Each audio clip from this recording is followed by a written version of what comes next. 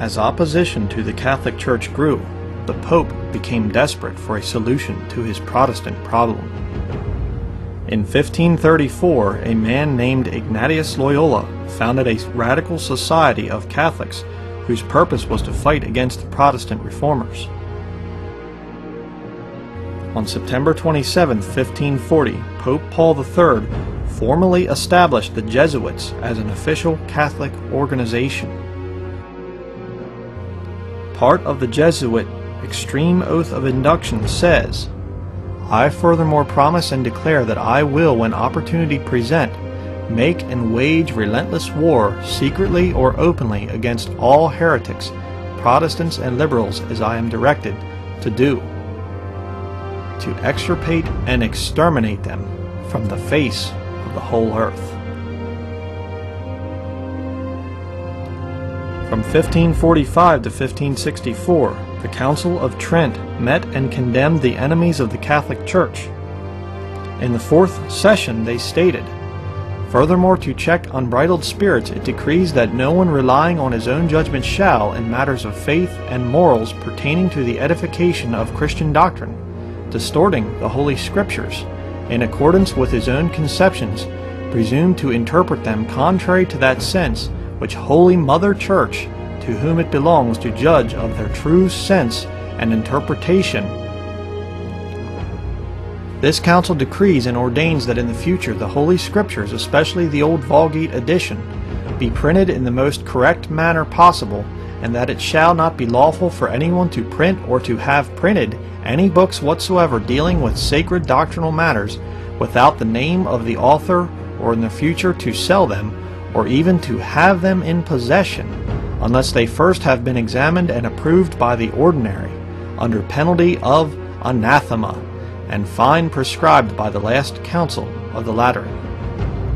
In the 25th session, they condemned the writings of men like Luther, Zwingli, Calvin, Balthasar, Friedberg, Schwenkfield, and others like these, whatever may be their name, title, or nature of their heresy, are absolutely forbidden.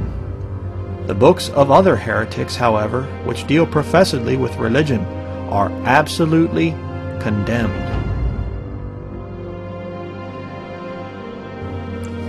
Finally, all the faithful are commanded not to presume to read or possess any books contrary to the prescriptions of these rules or the prohibition of this list. And if anyone should read or possess books by heretics or writings by any other author condemned and prohibited by reason of heresy or suspicion of false teaching, he incurs immediately the sentence of excommunication.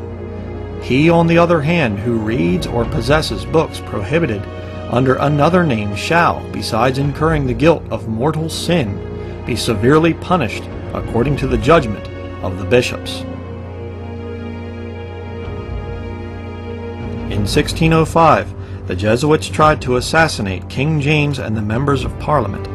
On the morning of November the 5th, Guy Fawkes was discovered guarding 36 barrels of gunpowder, which had been hidden under the floor where King James would be standing in a matter of hours.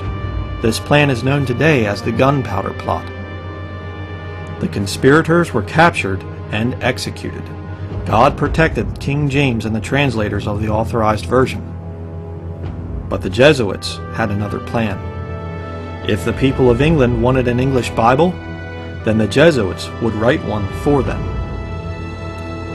The Reims New Testament was released in 1582, and the Dewey Old Testament was finished in 1610, exactly 1 year before the Authorized Version of 1611.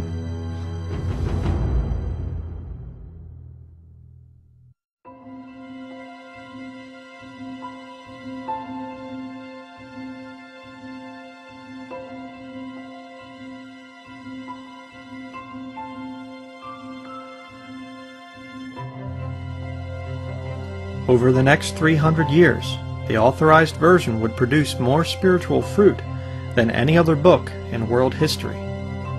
This amazing Bible produced heroes of the faith like Roger Williams, John Wesley, founder of the Methodist Church, his brother Charles, famous hymn writer, George Whitefield, famous evangelist. Jonathan Edwards, David Brainerd, Peter Cartwright, William Carey, missionary to India, Charles G. Finney, Isaac Watts, famous hymn writer, Hudson Taylor, missionary to China, George Mueller, the founder of the Salvation Army, William Booth, Fanny Crosby, the blind hymn writer, the fiery Methodist evangelist, Sam Jones, Gypsy Smith, missionary Jonathan Goforth, the famous preacher Charles Hayden Spurgeon,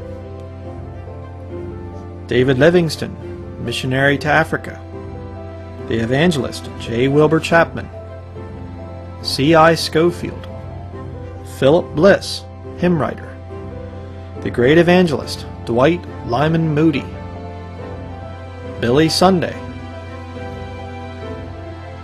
and J. Frank Norris. For nearly 300 years, the King James Version had been the Bible of choice for the Christian world. Its preaching led to the salvation of millions of souls. The Christian church enjoyed peace and prosperity like never before. Missionaries were sent to almost every country, and the gospel of Jesus Christ was preached all over the world. The Roman Catholic Church had lost control of the English-speaking world.